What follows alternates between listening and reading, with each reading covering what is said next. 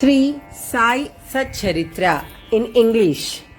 Whosoever offers to me with love or devotion a leaf, a flower, a fruit, or water, that offering of love of the pure and self controlled man is willingly and readily accepted by me. Lord Sri Krishna in Bhagavad Gita 9:26. Here, from today, I am starting this Sai Satcharitra in English. Dear friends, I have already finished in Telugu language. Now I am doing in English. Please bless me to finish all the chapters in time. Thank you. Sri Sai Satcharitra, Chapter 1. Obeisance, the story of grinding wheat and its philosophical significance. According to the ancient and revered custom, Hemad Pant begins the work. Sri Sai Satcharitra with various salutations. First, he makes obeisance to the god Ganesh to remove all obstacles and make the work a success, and says that Sri Sai is God Ganesh himself. Then to the goddess Saraswati to inspire him to write the work, and says that Sri Sai is one with this goddess and that he is himself singing his own life. Then to the gods Brahma, Vishnu and Shankar, the creating, preserving and destroying deities respectively, and says that Sainath is one with them, and he, the great teacher, will carry us across the river of worldly existence.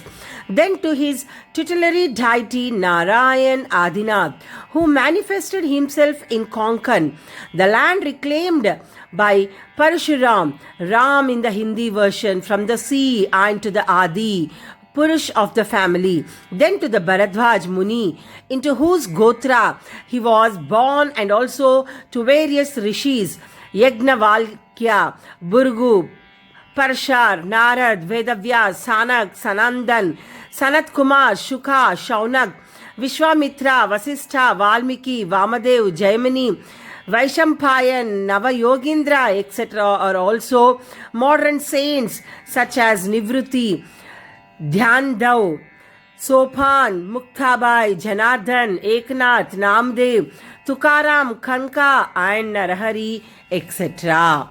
Here, then to his grandfather Sadashiv, father Raghunath, his mother who left him in his infancy, to his paternal aunt who brought him up, and to his loving elder brother. Then to the readers and praise, to them to give their whole and undivided attention to his work. And lastly to his Guru Sri Sainath, an incarnation of Sri Dattatreya, who is his sole refugee and who will make him realize that Brahma is the reality and the world an illusion. And incidentally to all begins, in whom the Lord God dwells. After describing in brief the various modes of devotion according to Parshar, Vyasa and Sandilya, etc., the author goes on to relate the following story. It was some time after 1910 that I went one fine morning to the masjid in Shirdi to have darshan of Sai Baba. I was struck to see the following phenomenon. After washing his mouth and face, Sai Baba began to make preparations for grinding wheat. He spread a sack on the floor, and thereon set a hand mill. He took some quantity of wheat in the winnowing fan, and then drawing up the sleeves of his kafani and taking hold of the peg of the hand mill, started grinding the wheat by putting a few handfuls of wheat in the upper opening of the mill and rotated it. I thought, what business Baba had with the grinding of wheat, when he opposed nothing and stored nothing, and as he lived on alms? Some people who had come there thought likewise, but none had the courage to ask Baba what he was doing. Immediately this news of Baba grinding wheat spread into the village, and at once men and women ran to the masjid and flocked there to see Baba's act. 4 bold women from the crowd forced their way up, and pushing Baba aside, forcibly took the peg or handle into their hands, and singing Baba's leelas, started grinding. At first Baba was enraged, but on seeing the women's love and devotion, he was much pleased and began to smile. While they were grinding, they began to think that Baba had no house, no property, no children, none to look after, and he lived on alms. And therefore, he did not require any wheat flour for making bread or roti. What will he do with this large quantity of flour? Perhaps, as Baba is very kind, he will distribute the flour amongst us. Thinking in this way and while singing, they finished the grinding, and after putting the hand mill aside, they divided the flour into 4 portions and began to remove them by taking 1 portion per head.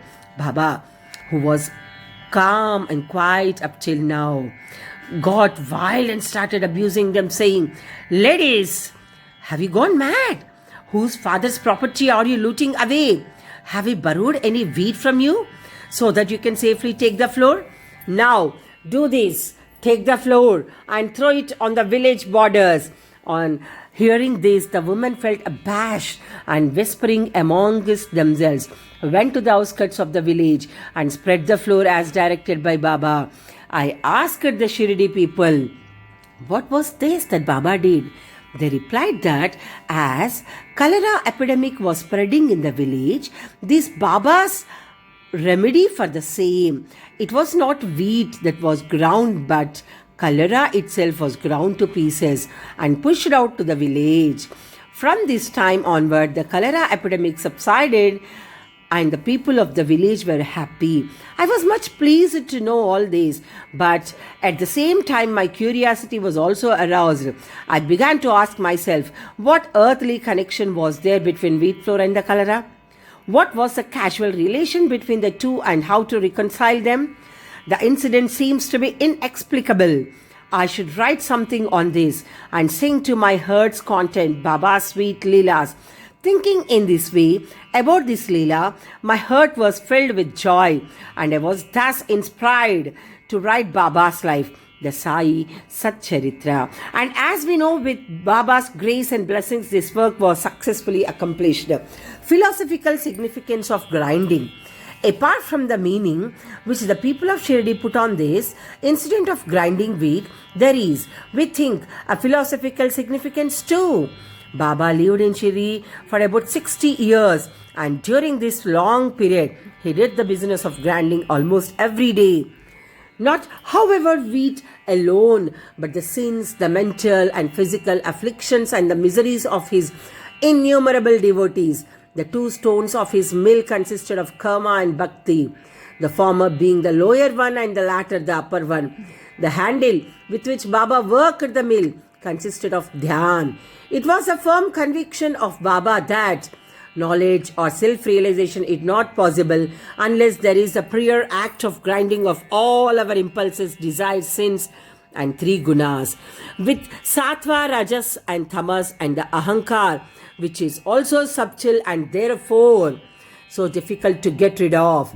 This reminds us of similar story of Kabir, who seeing a woman grinding corn said to his guru, "Nitya Niranjan, I am weeping because I feel the agony of being crushed under this wheel of worldly existence like the corn in the handmill." Nitya Niranjan replied, "Do not be afraid, hold fast the handle of knowledge of this mill, as I do, and do not wander far away from the same, but turn inward to the center and you are sure to be saved." Bow to Shirdi Sai. Peace be to all. Om Sai Ram.